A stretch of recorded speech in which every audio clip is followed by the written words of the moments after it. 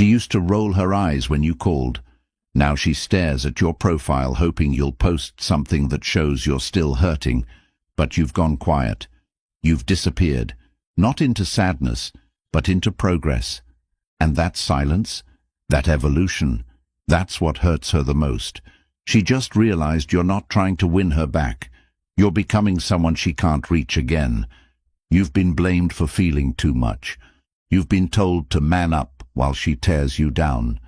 You've suffered silently, carrying the weight of indifference like it was your fault. But not anymore, because I built something for men like you.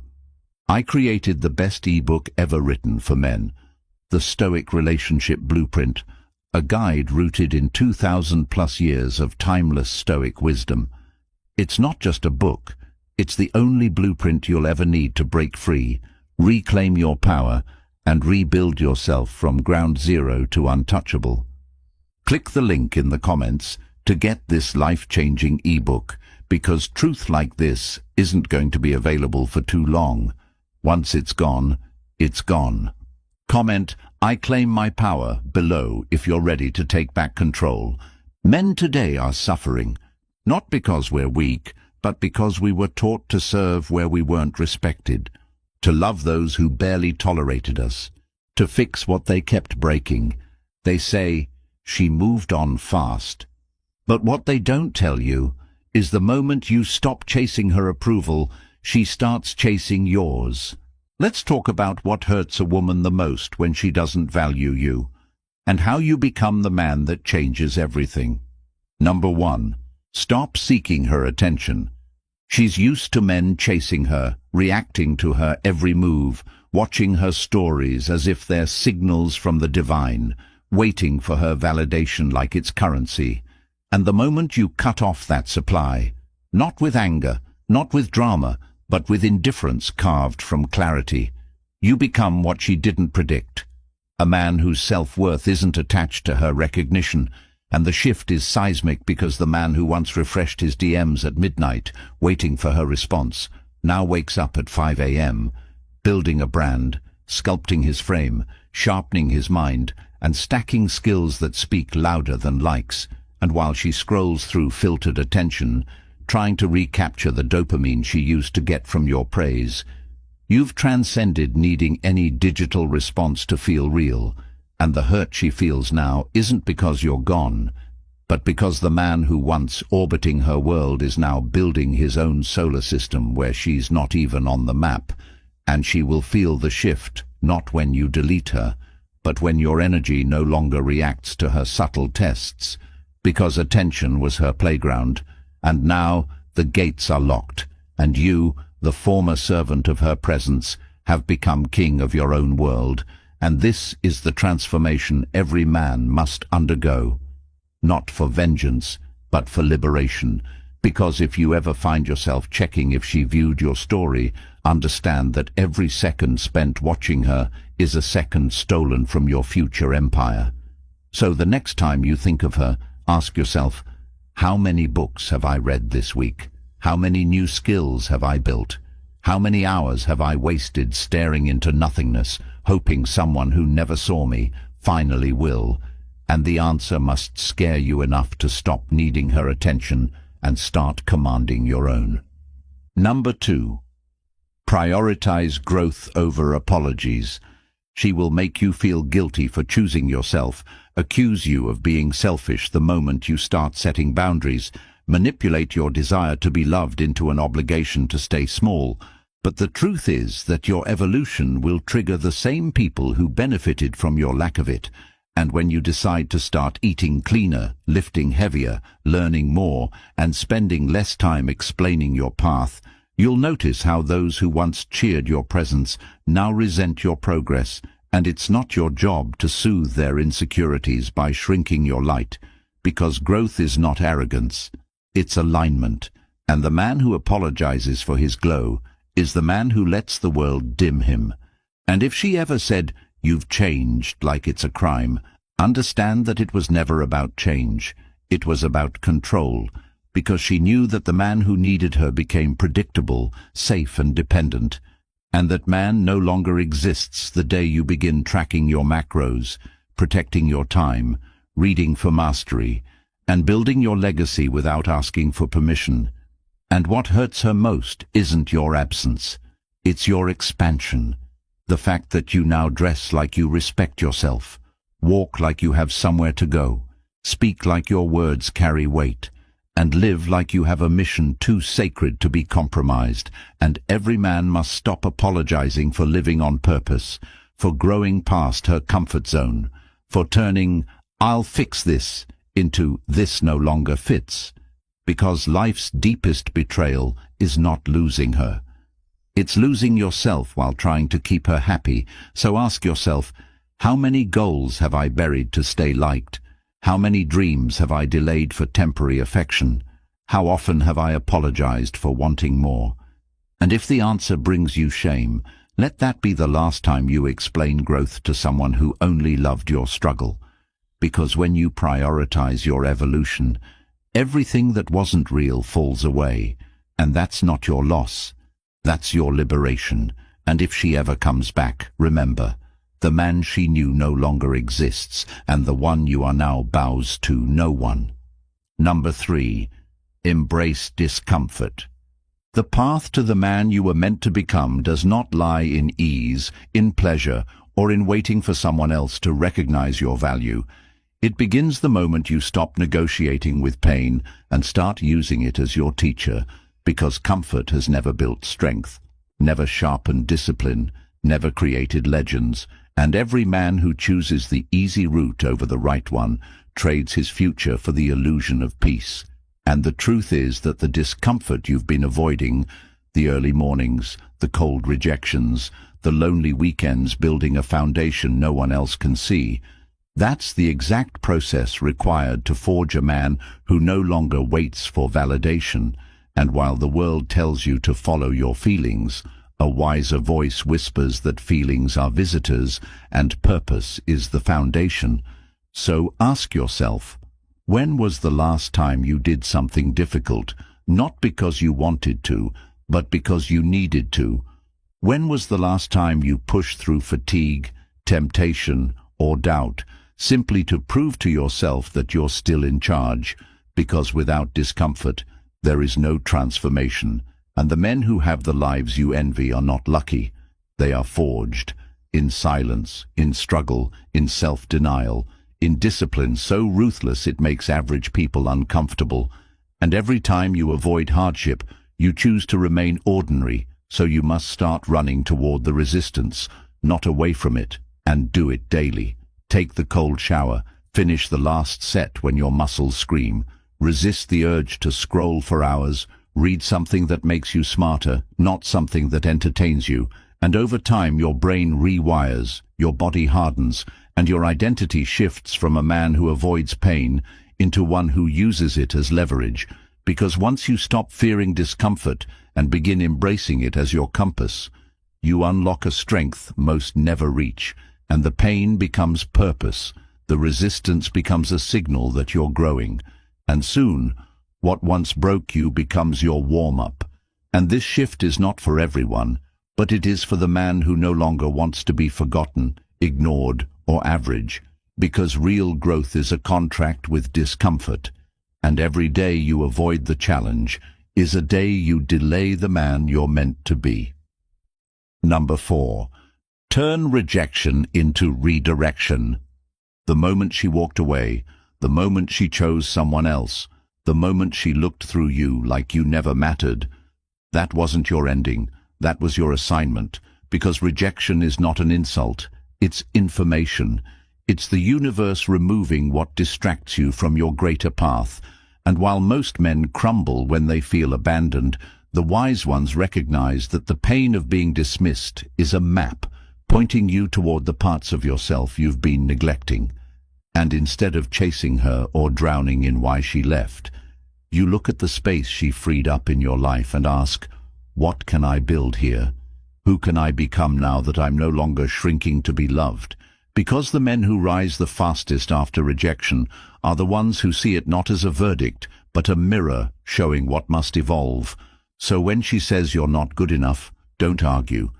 Become so good you'd never look her way again, not out of spite but out of transformation, and use that energy, that anger, that ache as fuel. Turn heartbreak into obsession with your own potential. Build your business one brick at a time, while the memory of her walking away sharpens your focus. Go deeper into your craft, while the echo of her goodbye teaches you discipline.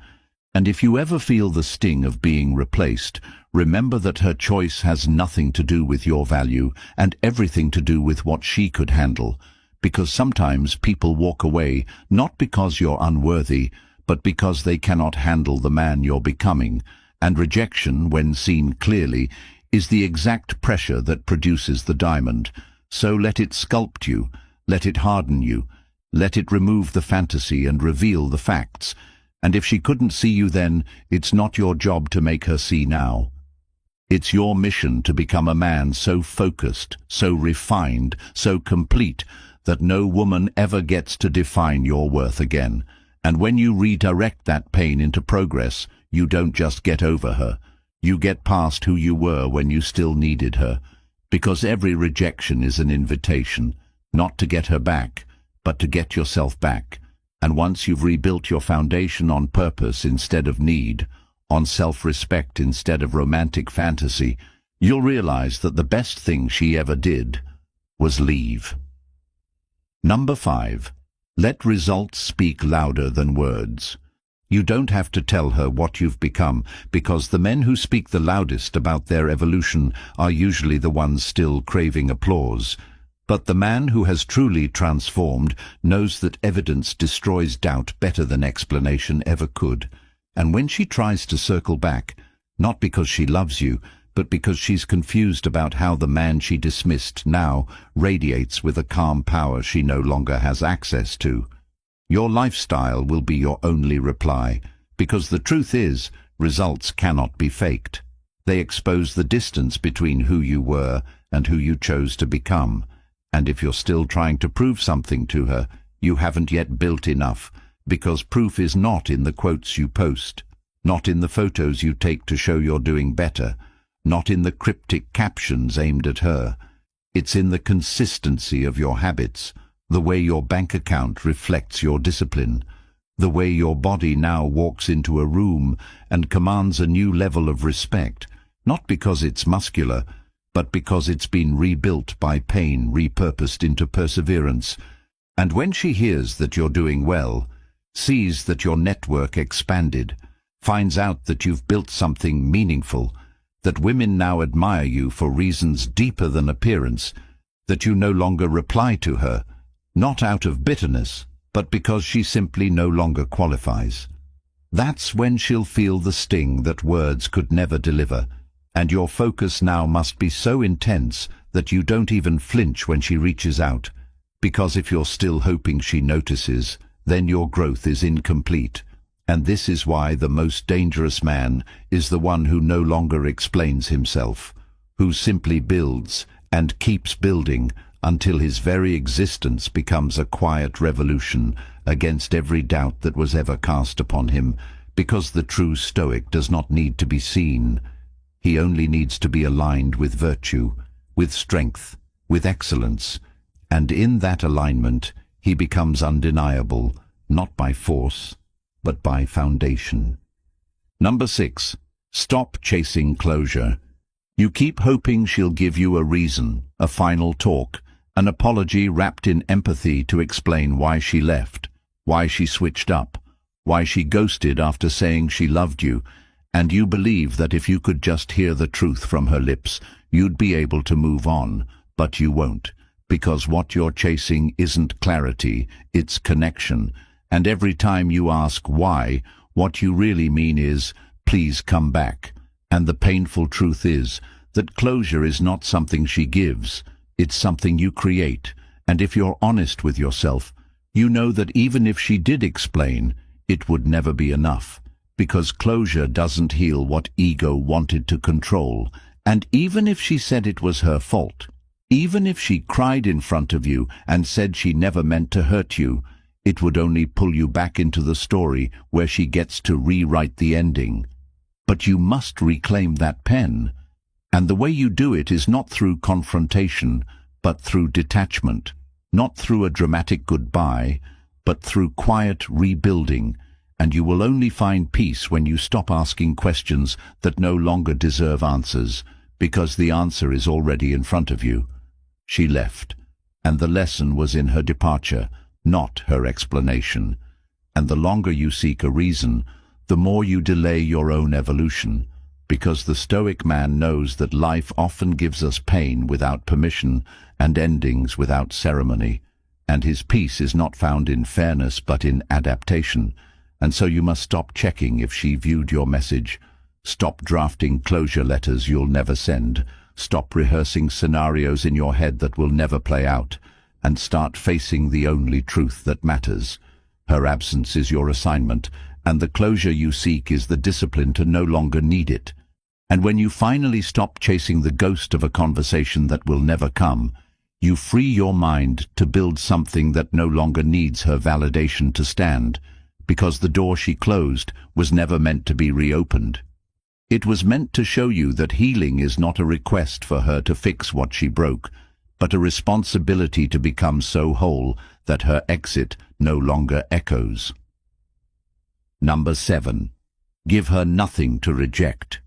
The day you understand that offering yourself to someone who constantly questions your worth is the deepest form of self-abandonment, is the day you stop placing your dignity on the line for someone who feeds off your need. And the man who becomes truly unshakable is the one who finally decides he will no longer show up to be misunderstood, because every message you send to test if she still cares is not only beneath your mission, it gives her another opportunity to validate herself by discarding you again. And no woman respects a man who continually hands her the blade and asks her to cut him slower.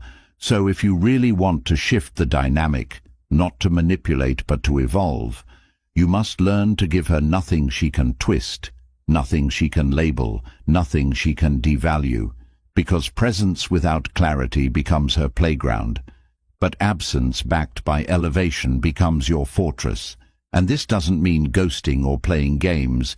It means stepping out of the emotional space where she once had leverage and into a zone so consumed by self-direction that her name is no longer in your vocabulary.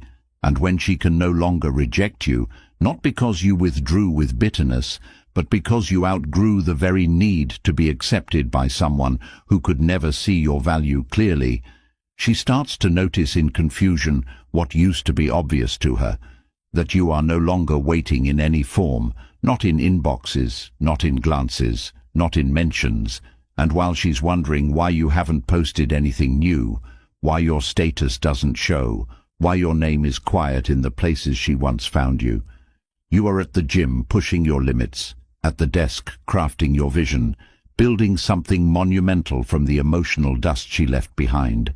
And the moment you stop feeding her illusion of control by giving her something to discard, you become the unknown variable she can no longer decode, and that drives her deeper into the discomfort of reflection she thought she'd never have to face. Because what makes a woman spiral is not your reaction. It's your non-participation in the story she was writing without you. Number 8. You live like she never existed. There is no greater transformation